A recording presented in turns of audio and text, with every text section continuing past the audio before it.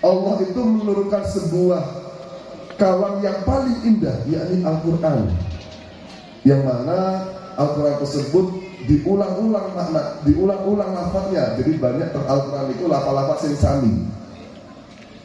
Mathaniya taksya'iru minhu juludul ladzina yakhshawna rabbahum, yang mana julud atau kulit, jadi kulit manungsa itu goro-goro krungu Al-Quran itu dadi gemeter.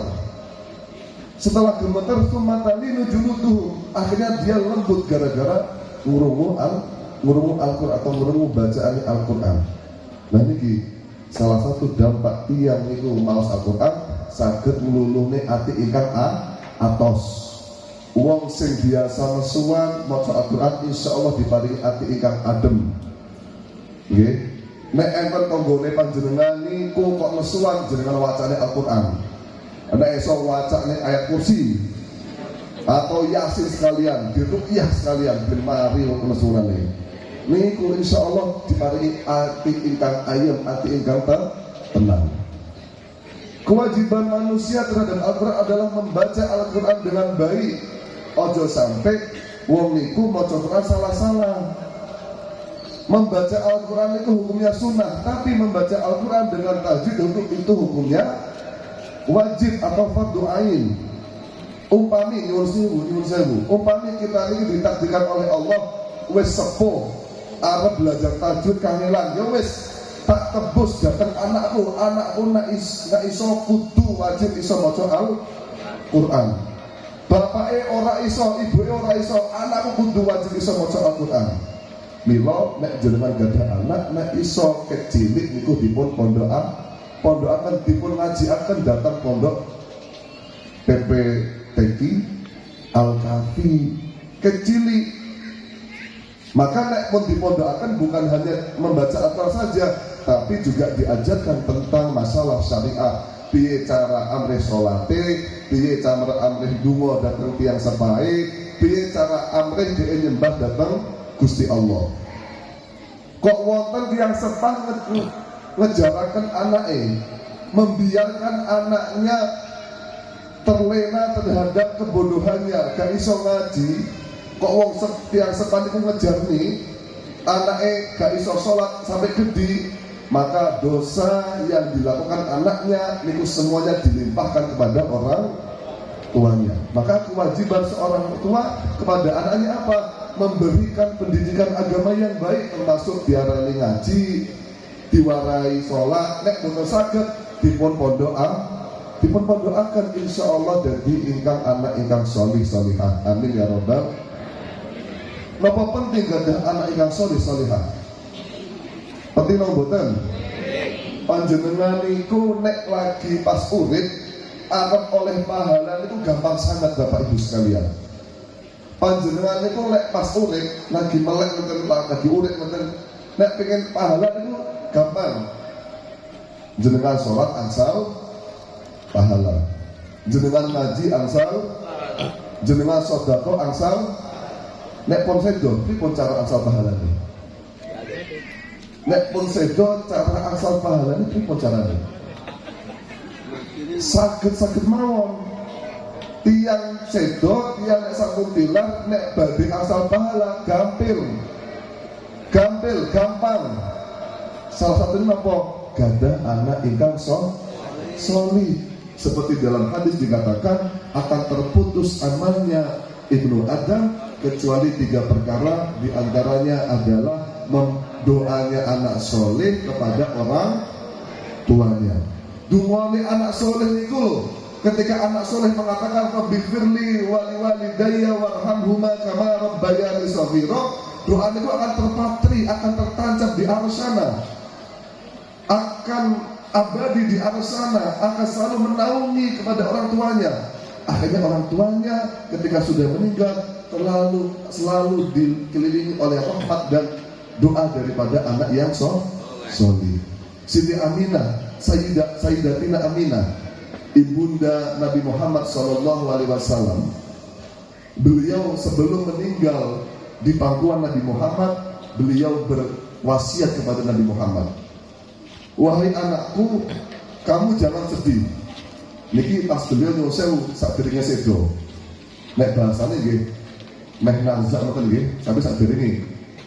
Beliau berpesan kepada Nabi Muhammad, awakmu ojo sedih. Kabeh wong niku bakal mati. Saya wasiatkan kepada kamu 3 perkara.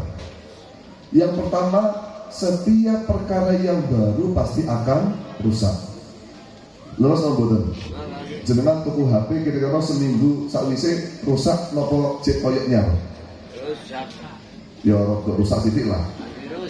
Nek terus setahun setelahnya kira-kira wis koyok wis rusak atau koyok baru? Jenengan tumbas motor 2 tahun setelahnya kira-kira podo karonya apa mboten? Jenengan nek nikah malih duwe bojonya kira-kira 5 tahun mendatang koyoknya apa mboten? Nah niki mungkin bagi sing dereng nate nikah terus nikah ditarik jadi pengantin baru nak iso jadikan pasanganmu selalu baru setiap saat sampai akhir kiamat. Nonton termasuk anggene pun datang sing istri ya, terutama bapak-bapak niki ya, nek pengen panjenengan niku bojone iso baru setiap saat sampai akhir kiamat, jenengan kudu menghormati istri. Menghormati istri ini pripun? Istri niku ditumbas nih klambi, istri ditumbas nih make up, niku termasuk wa asyiruhun nabil leres mboten ibu. Dados wa asyiruhun nabil ma'ruf niku termasuk memperbaiki istri atau menggauli istri dengan baik. Di antaranya istri diajak jalan, istri ditumbasnya make, istri ditumbasnya klam. Jadi bapak-bapak rugi aku mau menjadi pengajian itu mau tekor aku mau ya. Tapi itu minta niku ojo sampai bapak-bapak niku nyakiti atine garwa. Soalnya apa dungane ibu datang anak ini tuh kados dungane Kanjeng Nabi datang umate boten datang hijab. Kok delalah jenengan nyakiti atine garwa, kok sampai garwane boten purun dungane anake sing kedusan bapak melo aja sampai sering-sering nyakiti atine garwa dungane luwih mandi ibuke daripada panjenengan. Bahkan garwane jenengan sakit ngutuk panjenengan dari waktu loh ya.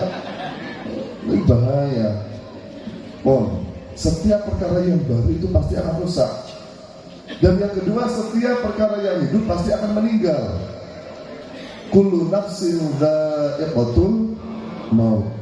Saya meninggal, kamu juga akan meninggal ya Muhammad. Kamu gak usah khawatir. Mungkin hari ini saya, mungkin besok lagi adalah kamu. Milo biasanya nek tiang meninggal gitu. Kerondone niku ada tulisan la ilaha illallah kalian kullu nafsin dha'iqatul. Tujuannya begiling mati. Sebenarnya kalau bukan pakai setuju. Nek tulisannya niku bahasa Arab kalau bukan pakai setuju. Sakjane teng rondone niku rondo mayit niku ditulisi saiki aku besok kowe ngoten insyaallah cepet nyadari. Wonten nek tulisane kulo nafsin dha'iqatul maut boten patek krasa teng atine tiang-tiang niku apa iki bahasa apa iki katen wonten wis biasa. Tapi nek tulisane saiki aku besok kowe baru krasa iki mboten. Nah niki. Maka doa yang ketiga bukan doa ketiga, wasiat yang ketiga daripada Siti Aminah kepada Kanjeng Nabi Muhammad SAW, yakni apa? Yakni wahai Muhammad, ada sesuatu yang tidak akan rusak dan sesuatu tersebut tidak akan mati. Sesuatu tersebut akan abadi selamanya sampai akhir kiamat. Yakni apa? Doanya anak soleh kepada orang tuanya. Jadilah pribadi yang soleh, jadilah pribadi yang baik wahai Muhammad, manfaat kepada orang lain. Maka kelak kamu akan menjadi pribadi yang bisa menyelamatkan orang tuamu. Maka untuk saat ini nek anake awake dhewe pengin soleh, anake dipun pondokan, dipun ngajiaken, aja sampai tiang sepah niku teng anake wis nak kowe milih apa terserah, pondok apa ora terserah boten angsal. Tiang sepah wajib memberikan paksaan kepada anak, bahkan diancam bukan apa-apa. Awakmu nek gelem ngaji, nek gelem ngaji Quran, tak awakne wedhus bukan apa-apa. Kulo niku riyen diancam kali tiang sepah kulo. Ahmad nek awakmu ora gelem ngaji, kowe golek duit dhewe. Kowe golek omongan dhewe, kulo diancam terus niku. Bahkan mbak kulo niku riyen diancam, awakmu nek ora gelem ngaji, tak guwak nang nggone Sumatera. Betul apa? Kenapa? An-nafsu tamilu ila roha. Nafsu niku condongnya perkara sing enak.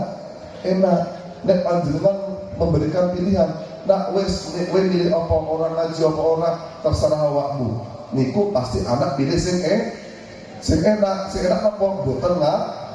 Boten ngaos milih ngegame daripada ngaji. Milo nek panjenengan niku sebagai bapak kali ibu, nek wonten anak ingkang terus niku nggih dipun diseneni mawon. Awakmu niku awakmu lho. Tak dadekne tak lahirne ben awakmu dadi wong apik, dadi wong saleh, iso ngaji, iso duwani bapak ibu nek bapak ibu wis sedo niki. Jadi dengan adanya kita mempunyai anak yang soleh, ini adalah sebagai bentuk investasi kita kelak ketika kita sudah meninggal.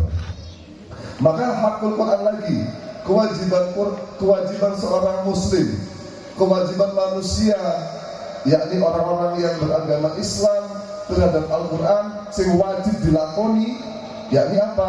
Yakni merenungi makna-makna Al-Quran atau minimal meresapi arti Al-Quran itu mawon. Kewajibannya adalah semacam itu. Maka setelah panjenengan meresapi atau merenungi makna-makna Al-Quran, maka kewajiban yang lain yakni apa? Panjenengan berakhlak dengan akhlak Al-Quran, ya. Karena apa? Karena kanjeng Nabi niku dipuji kali Gusti Allah niku bukan karena ilmunya, tapi karena akhlaknya. Dan Al-Quran sampun dipun sebutaken contoh-contoh akhlak ingkang sae, dipun sebutaken contoh-contoh akhlak ingkang bisa kita buat pedoman atau kita bisa buat contoh. Seperti dalam Al-Quran dikatakan alladzina yamshuna fil ardi haunan wa idza khatabahumul jahiluna qalu salama, yakni orang-orang yang berjalan di atas bumi dengan adab asor, dengan tawadu. Nah niki memberikan pelajaran kepada kita niku nek sesama manusia kita harus mempunyai rasa tawadu niku adab asor. Nek sapa panjenengan ingkang sampun gadah rasa tawadu niku bakal kali Gusti Allah dipun angkat derajatipun. Tawadu niku bukan main-main lho. Man tawadhu'a rafa'ahu Allahu darajat. Barang siapa yang tawadu kali Gusti Allah bakal dinaiki derajati. Tawadu niku gak sombong. Nek panjenengan sombong, maka dikatakan orang tidak akan bisa masuk ke dalam surga ketika dia mempunyai sifat kibir di dalam dirinya, mempunyai sifat sombong di dalam dirinya. Niku boten bakal masuk surga. Niku bahaya. Maka salah satu praktek tawadu ingkang dipun contohaken dumateng Syekh Abdul Qadir Al-Jilani, yakni anggaplah orang lain lebih baik daripada saya. Nek panjenengan bisa mengamalkan ini, insya Allah setiap langkah panjenengan niku dihiasi dengan rasa tawadu, bukan rasa sombong. Soalnya apa? Menungso niku kali Gusti Allah tabiatnya niku biasanya didadekne merasa dia lebih baik daripada orang lain. Tabiatnya menungso niku wonten merasa luwih apik daripada wong liya. Contoh, jenengan lagi maem teng pinggir dalan atau teng manulah teng lesian ngoten Mas Slambi nggih, jenengan deleh teh teng samping panjenengan terus disempar kali tiang, jenengan nesu, Pak mantane jenengan lho. Akhirnya kok ngerasa dia bener, soalnya aku deleh kae bener. Nek panjenengan ngerasa oh aku sing salah, deletku terlalu pinggir tak delet tengah wae. Niku insya Allah akan tercipta rasa tawadu. Sama juga jenengan lagi melampah kemudian enek siratan banyu, ceret gak terima, wah aku loh, nyapa tuh akan dimesoni sing padahal umpami panjenengan mempunyai rasa tawadu. Oh mungkin aku sing salah, mungkin cahaya iku mau gak sengaja nek anggene pun nyiram-nyiram banyu. Jenengan sebenarnya iblis nama boten. Iblis niku riyen kalian Gusti Allah dipun kengken nyembah datang Nabi Adam. Wa idh qulna lil malaikati isjudu li Adam fasajadu illa iblis. Iblis boten purun dipun kengken Gusti Allah nyembah datang Nabi Adam. Mau iblis iku alasannya apa? Ana khairum minhu. Kula niku luwih apik daripada Sayyidina Adam. Khalaqtani min nari wa khalaqtahu min tin. Saya tercipta dari api, sedangkan Nabi Adam tercipta dari tanah. Saya lebih baik daripada Nabi Adam. Aku mau nekon nyembah kepada Nabi Adam. Aku mohon sujud. Padahal ini adalah sujud takliman wa ta'ziman, untuk memuliakan kepada Nabi Adam. Yang mana Nabi Adam itu adalah makhluk Allah yang diciptakan dengan kombinasi, berarti kombinasi bukan? Dengan apa ya? Tambahan serbuk keilmuan. Jadi Nabi Adam manungsa niku adalah makhluk Allah yang satu-satunya makhluk Allah yang diberi keistimewaan sebuah ilmu. Mila tiyang nek gadah ilmu niku salah satu nih sampun diisahkan dari Gusti Allah nek iso dihormati koyok dene sujudin malaikat datang Nabi Adam. Nek enten tiyang gadah ilmu dihormati Bapak Ibu sekalian. Ya. Soalnya apa nek panjenengan menghormati wong sing gadah ilmu, insyaallah jenengan diparingi dzurriatan thayyibah, diparingi keturunan ingkang salih salihah. Nek jenengan purun anggenipun ngormati ilmu. Dados nek dados iblis niku dilaknat oleh Gusti Allah gara-gara sombong. Gara-gara aku luwih apik daripada Nabi Adam. Nek wonten tanggane panjenengan ngrasa luwih apik daripada wong liya, berarti tanggane panjenengan kaya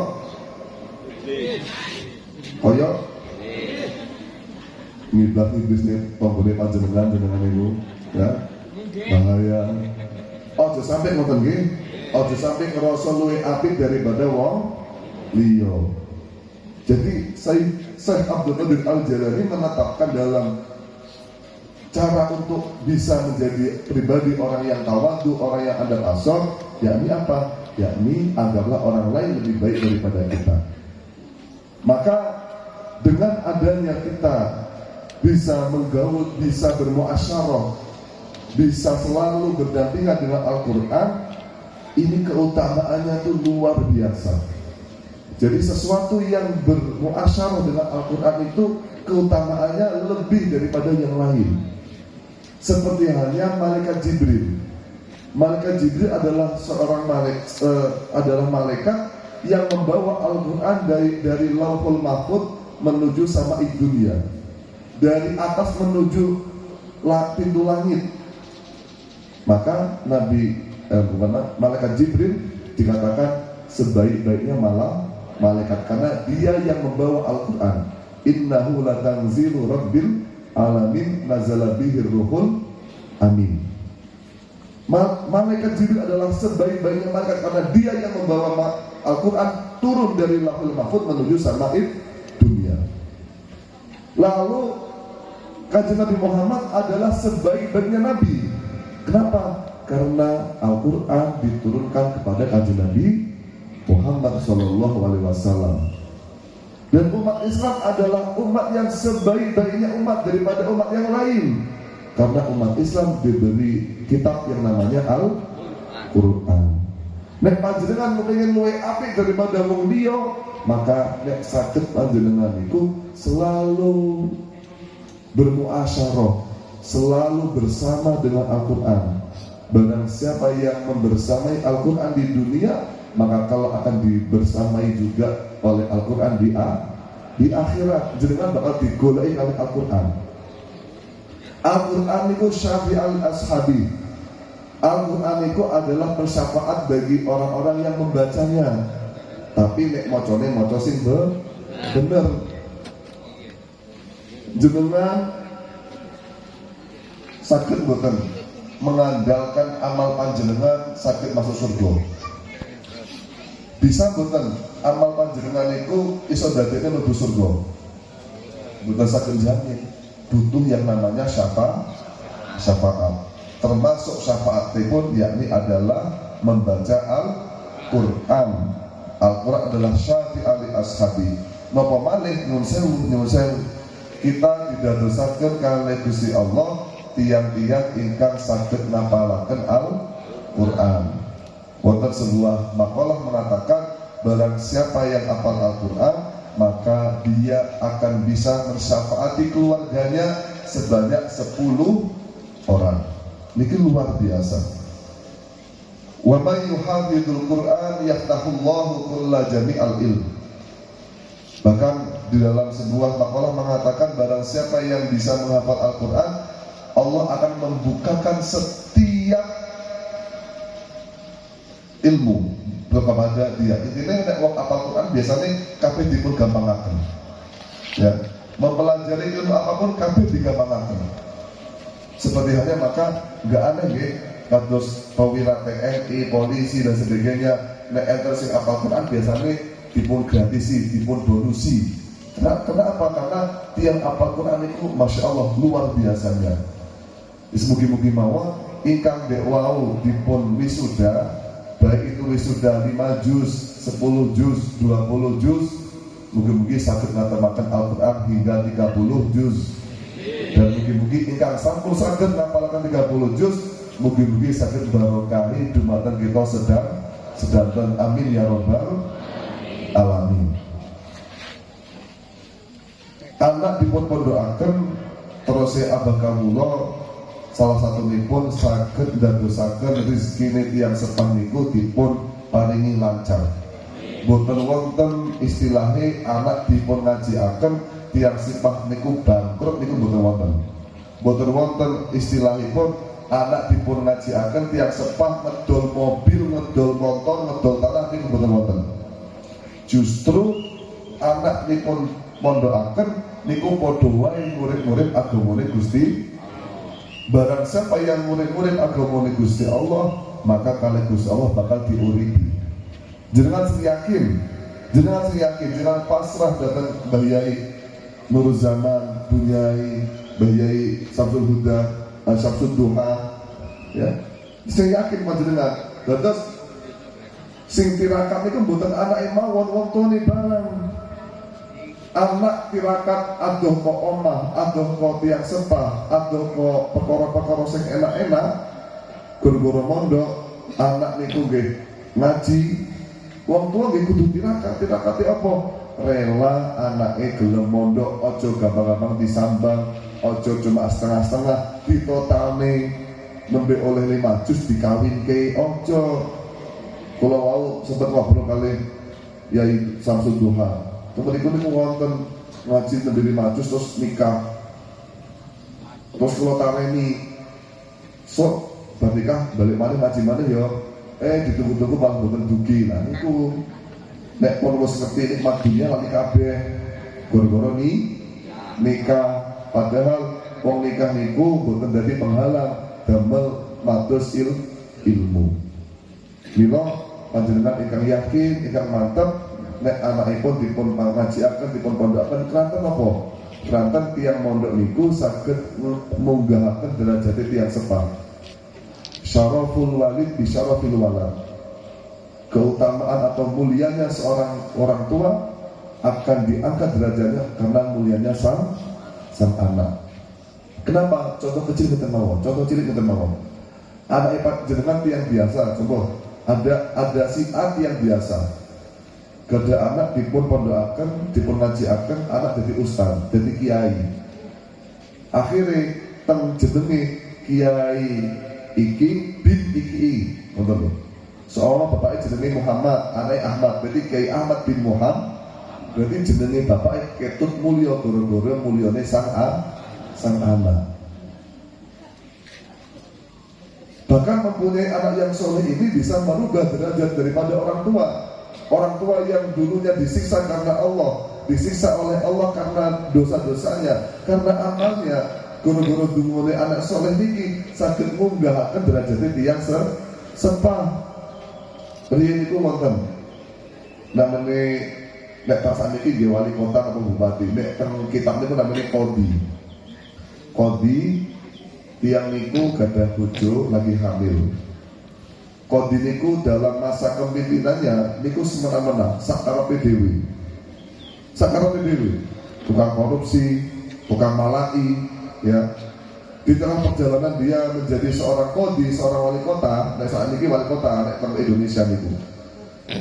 Tiba-tiba dia meninggal. Maka ketika dia meninggal karena sebab amalnya kodi niku kali Gusti Allah dipun siksa teng alam kubur. Dan kodi meninggalkan seorang istri yang sedang hamil. Akhirnya istri tersebut itu melahirkan dan dia merawat anaknya sendirian. Umur 5 tahun, 6 tahun inisiatif daripada sang istri untuk ngaji ini anaknya nanggone ustaz. Wes anakku takon ngaji nanggone ustaz. Takon belajar Fatihah, takon belajar dungo datang dia sepahi. Akhirnya sang anak itu dulu tiap dino itu belajar ngaji tentang ustaz, tentang syekh. Diwurui bagaimana cara membaca Fatihah, diwurui bagaimana cara mendoakan kepada orang tuanya. Tiap hari sang anak berdoa kepada Allah, memberikan hadiah Fatihah kepada orang tuanya, dalam hal ini bapaknya yang sudah meninggal. Terus dikirimi kali anaknya. Wasilah datang Gusti Allah. Maksudnya, ya Allah mugi-mugi bapak kula diparingi ampunan. Terus tiap hari ngoten. Akhirnya suatu saat Gusti Allah manggil malaikat. Malaikat pripun Gusti Allah? Iki sing jenenge Pak Kodi iku mau, Pak Wali Kota iku mau, wis sampeyan bebas dari siksa. Gak terima. Malaikat gak terima lho kok sakit Gusti Allah. Wong niki bapak niki niku lho pas dadi Pak Wali Kota senengane semena-mena, tukang malai, tukang korupsi kok saged dimareni dari siksa, kok saged dipun lereni dari siksa niku kok saged. Malaikat gak terima.